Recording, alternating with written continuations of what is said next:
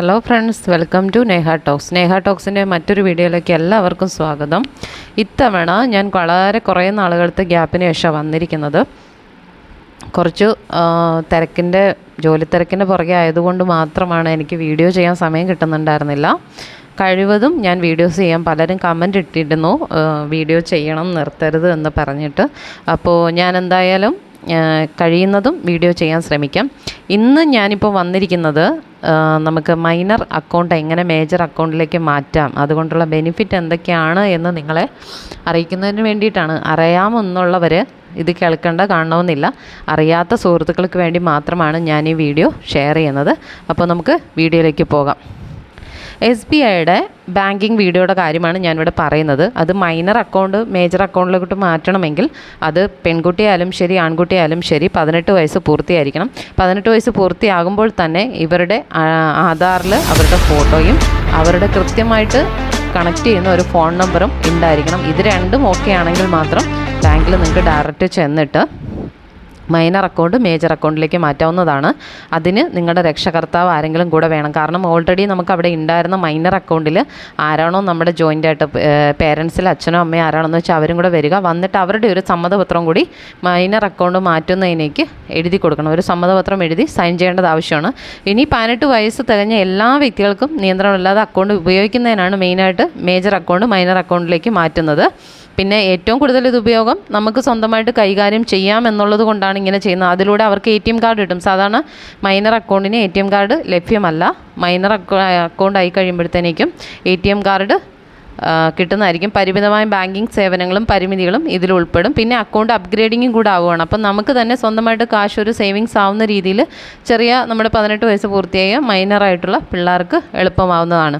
പിന്നെ ഇന്ത്യയിൽ വിദേശത്ത് പഠിക്കുന്ന കുട്ടികൾക്കാണെങ്കിൽ മൈനർ അക്കൗണ്ട് ഒരു മേജർ അക്കൗണ്ടായിട്ട് മാറ്റുന്നത് ഏറ്റവും അത്യാവശ്യമായിരിക്കും. കാരണം 18 വയസ്സ് കഴിഞ്ഞ് അവർ ഉപരിപഠനത്തിനായിട്ട് മറ്റു സ്ഥലങ്ങളിൽ പോകുമ്പോൾ അവർക്ക് അക്കൗണ്ട് ചേഞ്ച് ആയില്ലെങ്കിൽ വളരെ ബുദ്ധിമുട്ട് അനുഭവപ്പെടും. പിന്നെ കൂടാതെ ഇടപാട് രീതിക്ക് എന്ന് വെച്ചാൽ ക്യാഷ് അങ്ങോട്ടും ഇങ്ങോട്ടും ട്രാൻസാക്ഷൻ ചെയ്യാൻ വേണ്ടിയിട്ട് അവർക്ക് സ്വന്തമായിട്ട് അത് യൂസ് ചെയ്യാൻ വേണ്ടിയിട്ട് മൈനർ അക്കൗണ്ട് എപ്പോഴും മേജർ അക്കൗണ്ടാക്കി മാറ്റി കൊടുക്കുക. പിന്നെ അതിന് വേണ്ട രേഖകളൊന്നും നമ്മൾ ആദ്യം നമ്മുടെ ഓൾറെഡി ആയിരുന്ന മൈനർ അക്കൗണ്ട് ജോയിൻ ചെയ്തിരുന്ന SBI ബ്രാഞ്ചിൽ ചെല്ലുക. രക്ഷകർത്താവിനോട് അവിടെ ചെന്നിട്ട് ഹെൽപ്പ് ഡെസ്കിൽ ചെല്ലുമ്പോഴത്തേനും അവിടെ നിന്നൊരു അപേക്ഷാ ഫോം കിട്ടും. ആ അപേക്ഷാ ഫോം മേടിച്ചിട്ട് അതിൽ കൃത്യമായിട്ട് കാര്യങ്ങൾ രേഖപ്പെടുത്തുക. അതിൽ കൃത്യമായിട്ട് നമ്മൾ രേഖപ്പെടുത്തേണ്ട കാര്യങ്ങൾ എന്താണെന്ന് വെച്ചാൽ പേര്, ജനനത്തീയതി, പിന്നെ നമ്മളെ കോൺടാക്റ്റ് ചെയ്യാനുള്ള വിവരങ്ങൾ, നമ്മുടെ അഡ്രസ്സ്, പിന്നെ നിലവിലുള്ള അക്കൗണ്ട് നമ്പർ, അതിൻ്റെ ഡീറ്റെയിൽസ്, ബ്രാഞ്ച് വിശദാംശങ്ങൾ, പിന്നെ പ്രായം, അതായത് നമുക്ക് എത്ര വയസ്സായപ്പോൾ, പിന്നെ നമ്മുടെ ഐഡൻറ്റിറ്റി തെളിയിക്കുന്ന, അതായത് ആധാറോ അല്ലെങ്കിൽ വോട്ടർ ID യോ നമ്മുടെ പ്രായം കാണിക്കുന്നത് അല്ലെങ്കിൽ ബർത്ത് സർട്ടിഫിക്കറ്റ് എന്താണെന്ന് വെച്ചാൽ അത് അതിൻ്റെ കൂടെ അറ്റാച്ച് ചെയ്യുക. പിന്നെ നമ്മുടെ സൈൻ ചെയ്യേണ്ടടുത്ത് ആരാണോ മൈനറിൽ നിന്ന് മേജറിലേക്ക് ആവുന്നത് ആ വ്യക്തി അവിടെ സൈൻ ചെയ്യുക. അത് കഴിഞ്ഞിട്ട് രക്ഷകർത്താവിൻ്റെ സമ്മതമാണെങ്കിൽ മാത്രം ഉടമസ്ഥാവകാശം കൈമാറുന്നു എന്നുള്ള രീതിയിൽ അച്ഛൻ്റെ അമ്മയുടെ സമ്മതപത്രം കൂടെ അതിൽ അച്ഛനോ അമ്മയോ ആരാന്ന് വെച്ചാൽ അവരും കൂടെ ഒപ്പിട്ട്, പിന്നെ നമ്മുടെ സമീപകാലം ഒരു ഫോട്ടോ, നല്ല ക്ലാരിറ്റിയുള്ള ഒരു പാസ്പോർട്ട് സൈസാണ്, KYC രേഖകൾ ഏതൊക്കെയാണോ, ആധാർ KYC എന്ന് വെച്ചാൽ നമ്മുടെ വെരിഫിക്കേഷൻ ഡീറ്റെയിൽസ്, അതിൽ ഏതൊക്കെയാണോ കൊടുക്കുന്നത് അതും ചേർത്ത് അവിടെ കൊടുക്കുക. അവർ പ്രോസസ്സിങ് ഫോം എല്ലാം പൂരിപ്പിച്ച് എല്ലാം ക്ലിയറാക്കി കൊടുത്തു കഴിഞ്ഞാൽ 2-3 ദിവസത്തിനുള്ളിൽ തന്നെ അക്കൗണ്ട് ഓപ്പണിംഗ് ആയി കിട്ടും. അത് നമ്മുടെ ഫോണിൽ തന്നെ മെസ്സേജും വരുന്നതായിരിക്കും.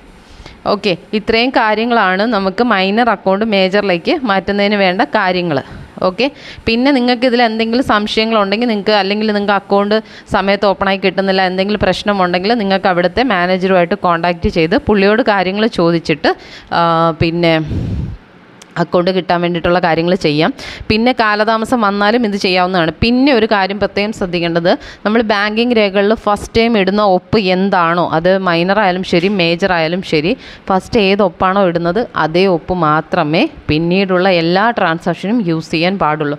ഒപ്പിൽ ചെറിയൊരു സിഗ്നേച്ചറിൽ വ്യത്യാസം വന്നിരുന്നാൽ കൂടിയും അത് നമ്മുടെ ഭാവിയിലുള്ള എല്ലാ ട്രാൻസാക്ഷനും വളരെയേറെ ബാധിക്കും. അതുകൊണ്ട് അത് പ്രത്യേകം എല്ലാവരും ശ്രദ്ധിക്കുക. ഒപ്പ് ചേഞ്ച് ആവാൻ പാടില്ല.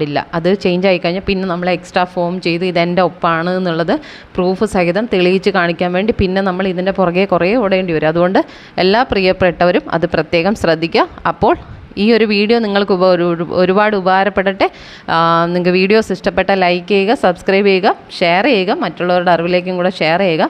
അപ്പോൾ അടുത്ത വീഡിയോയുമായി നെക്സ്റ്റ് ടൈം കാണാം. അതുവരേക്കും ടാറ്റ, ബൈ ബൈ.